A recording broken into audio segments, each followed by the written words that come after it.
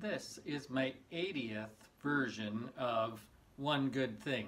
I've been doing this since March 24th. 80 times I've stood in front of this camera and I've tried to come up with something to encourage us, something to think about, something that is still good even though things seem a little bit off and things aren't quite the way we'd want them to be.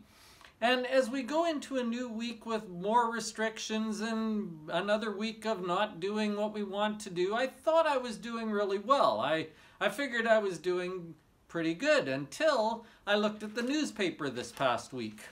Our newspaper had this picture in it. I don't know how well you're going to be able to see it, but it's a picture of our hockey rink.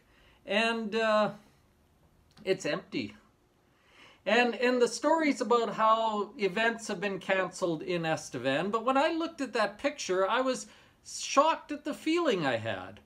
I felt really sad when I looked at that because that picture reminded me that I'm not playing hockey. That's where I would go and play hockey 2 or 3 times a week, and I'm not playing hockey right now. And that picture also had the seat in it, which is also my season ticket seat for the Estevan Bruins. And I was reminded that I'm not at Bruin games right now. And again, granted, those things are not very significant. They're not really that big. My life is still really good.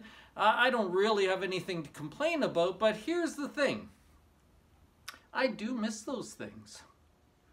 I am saddened by the fact that I don't get to play hockey right now. I am saddened by the fact that I don't get to go watch the Bruins play. That I can't stand out in the foyer afterwards for 45 minutes visiting with people that I know. I really actually miss that.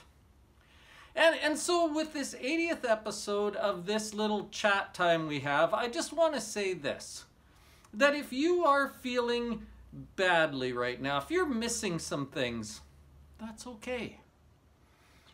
I get up and tell you all the time, here are some good reasons to feel good, and I think we ought to keep feeling good. But as a friend reminded me last night when I mentioned this to him, he said, you know, when we lose anything, no matter how big or small, it's a grieving process that we go through. We actually feel things like grief over things that we have lost.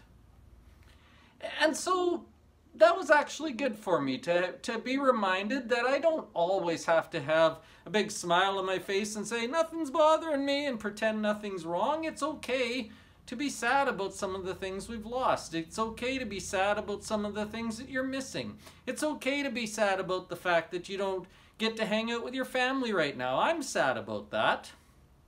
It's okay to admit you're sad.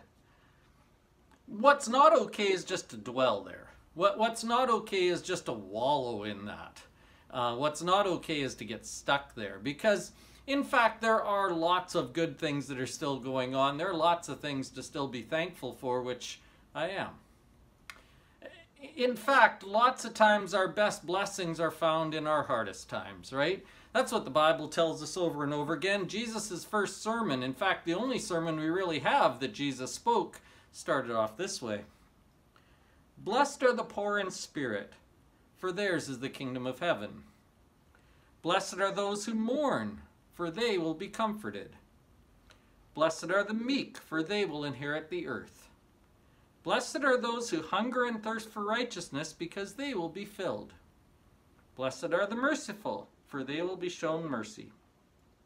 Blessed are the pure in heart, for they will see God. Blessed are the peacemakers, for they will be called sons of God.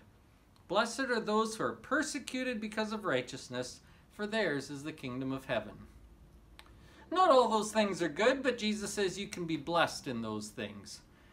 Not all those things are things we would choose, but Jesus says we can grow and we can find good things and we can learn to depend on God through them. So the one I want you to think about, blessed are those who mourn, for they will be comforted. If you're mourning something today, if you're sad about stuff today, that's okay. But realize that there are still good things to rejoice in. There are still good things to hope for. And we still have a God we can lean on because He will comfort us. Not everything is the way I want it right now. But not everything's all that bad either. Both of those things can be true.